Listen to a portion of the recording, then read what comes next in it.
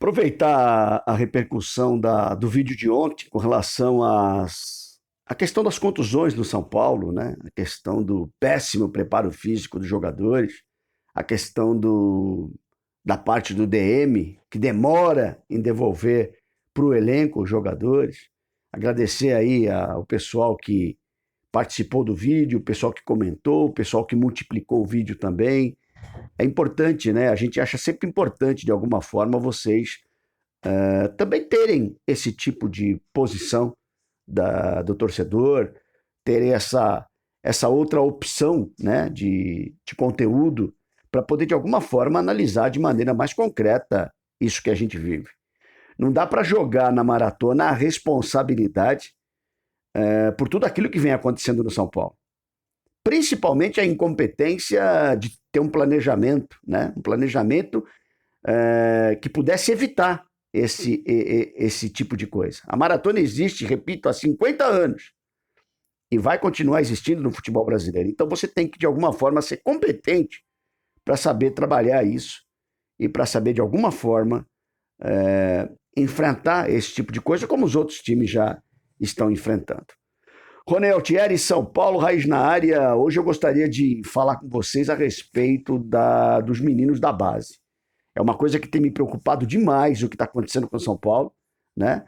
A gente tem visto um misto de antecipação de ciclo, antecipação de etapas, né? De alguma maneira eles estão colocando os meninos lá na fogueira e de outra forma, precisa pôr porque eu preciso vender jogador, e a base, a gente sabe, é uma das riquezas que tem os clubes, né? Então, assim, no caso do São Paulo não é diferente. O São Paulo tem histórico de base. Muricy Ramalho, formado na base do São Paulo, Rogério Ceni, formado na base do São Paulo, Denilson Show, ponta esquerda, né? Então, assim, eu vou ficar aqui até amanhã falando de jogador. Serginho Chulapa, o maior artilheiro da história do São Paulo, formado na base, Zé Sérgio, ponta esquerda. Então, assim, a gente vai ficar aqui repetindo e falando aí um monte a respeito disso. O São Paulo tem história nisso. Mas o que vem acontecendo ultimamente, infelizmente, mais um fruto do péssimo trabalho feito no departamento, principalmente no departamento de futebol, em antecipar ciclos. Veja bem, eu não estou aqui para defender jogador. Eu sou um daqueles que entende que se o jogador tem uma oportunidade no time de cima, ele tem que agarrar. Um dia o Lucas Moura agarrou uma oportunidade no time de cima, né? Um dia o Casemiro agarrou uma oportunidade no time de cima. Um dia o Kaká também, né? Então, assim, vários jogadores tiveram oportunidade e agarraram. Mas quantos outros não perderam essa oportunidade, talvez por não estar ainda preparados para isso, né? Então, assim, há de se ter competência na base para que se enxergue de alguma forma esse momento adequado para você colocar o jogador no time de cima. Principalmente se o time, né, o que acontece com o São Paulo, há 10 anos tem 2 títulos. Então, assim, a torcida pressiona, a torcida não tem paciência, e eu concordo com a torcida, sou torcedor também, né? E eu acho que o torcedor é isso mesmo, não dá para ter paciência, principalmente se a gente foi forjado da maneira como nós fomos, com conquistas, com glórias, com grandes jogadores, com grandes partidas. Então, assim, o São Paulo não pode, de alguma maneira, culpar o seu torcedor. Tem gente que fala a torcida queima o jogador. Não, não é a torcida que queima o jogador. Se o jogador não estiver preparado para pressão, ele não pode estar no time de cima, né? Então, assim, nós já perdemos vários jogadores por incompetência em administrar este jogador, né? Então, assim, a gente teve o caso do Oscar do Meia, a gente teve o Kaká, teve o Militão, teve o Casemiro e mais recentemente teve o Marquinhos. E o Luizão vai para o mesmo caminho? Essa é a pergunta. Porque aí você descobre que o Luizão não tem contrato com o São Paulo.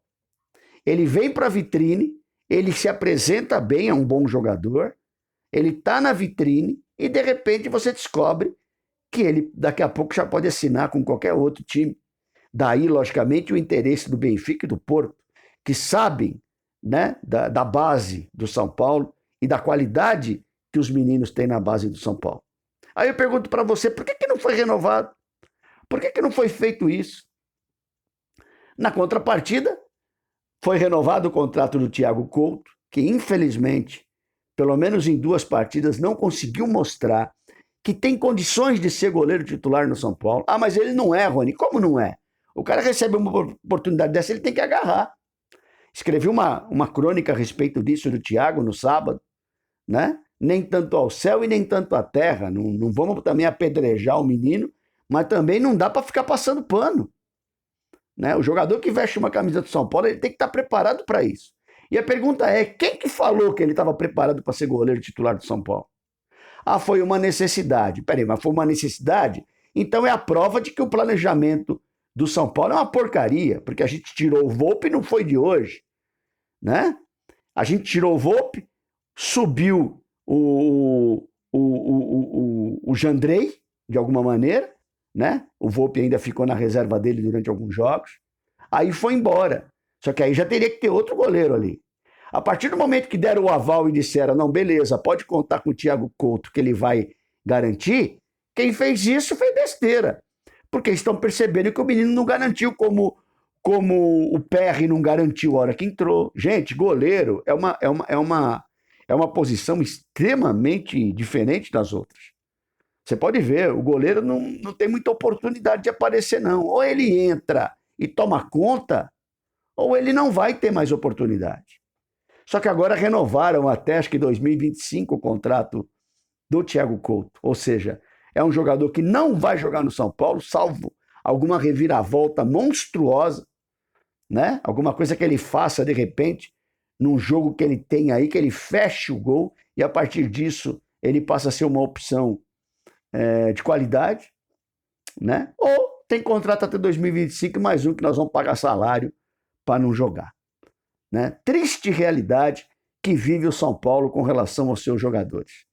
Né? A lembrar que um dia o Ederson, goleiro hoje, um dos mais caros do mundo, goleiro do Manchester City, foi mandado embora do São Paulo por telefone. Para você ter uma ideia de como o São Paulo trata a água boa que ela tem em Cotia, né, deixando-a ir para o bueiro, porque é um absurdo o que a gente vê. E aí aquele show de horror, né? Normal, a potencialização de alguns meninos com o intuito de tentar trazer alguém que compre, que pague. Cadê a proposta para o Igor Gomes? Que tanto jogou porque precisava ser vendido. Cadê uma proposta para o Nestor, que não aparece? Cadê uma proposta para o Wellington, que vivem falando que tem proposta do Fenerbahçe, proposta da Alemanha, proposta não sei mais de onde? Cadê uma proposta para o Diego Costa, que hoje é capitão do São Paulo? Pasmem, nada contra o Diego Costa, tomara que ele acerte o passe e ande, mas estão destruindo a carreira desse menino, dando braçadeira de capitão para ele e chamando ele de monstro, como tem um monte de gente que chama. Um menino em formação, um menino que ele não conhece nem as 3 primeiras letras do alfabeto de ser zagueiro, que falha absurdamente em várias jogadas. É só você ficar de olho. Mas por quê? Porque ele dá um empurrão no adversário, porque ele põe o nariz com o adversário, porque aqui não vai... Não sei o que lá, cai nas graças da torcida. Infelizmente, esses são os tempos que a gente vive. Eu queria ver o São Paulo cuidando muito melhor da sua base do que tem cuidado. Queria ver o São Paulo cuidar muito melhor disso. Né? Porque ultimamente, infelizmente, o São Paulo tem perdido jogadores, tem vendido por valor baixo, né? E aí o menino arrebenta lá, como o Militão arrebentou, foi vendido por uma fortuna do Porto para o Real Madrid, e a gente fica aí batendo palma e soltando rojão para percentual de formador. Meu Deus do céu, dá até vergonha de falar isso. Até porque nos outros clubes isso você não vê acontecer. É outra realidade também. Ou seja, mais um dos exemplos que sempre foi o São Paulo, que era administrar sua base, revelar jogador e ganhar dinheiro com isso, né? Se não ganhar dinheiro, ganhar em desenvolvimento técnico, ganhar em título com esses meninos, que se perdeu, infelizmente, nesses últimos anos de administrações pífias. Vamos ver agora os próximos capítulos, vamos ver quem fica, vamos ver quem sai e vamos ver se a gente consegue, de alguma forma, colocar dinheiro dentro do São Paulo, infelizmente, através aí das vendas desses jovens talentos, né? E a gente continua naquela máquina, né, de vender jovem e de trazer jogador já meia boca, que está encostando o corpo para ganhar salário absurdo. Infelizmente, é o fruto da administração que a gente vive. Legal, pessoal? É isso daí. Tamo junto. Agradecer a vocês aí a presença, a curtida. Se não curtiu também, bota aí, escreve, né? Se discorda do que eu estou falando, escreve aí. Sempre importante saber a opinião de vocês. Rony Altieri, São Paulo, Raiz na área. Tamo junto. Grande abraço.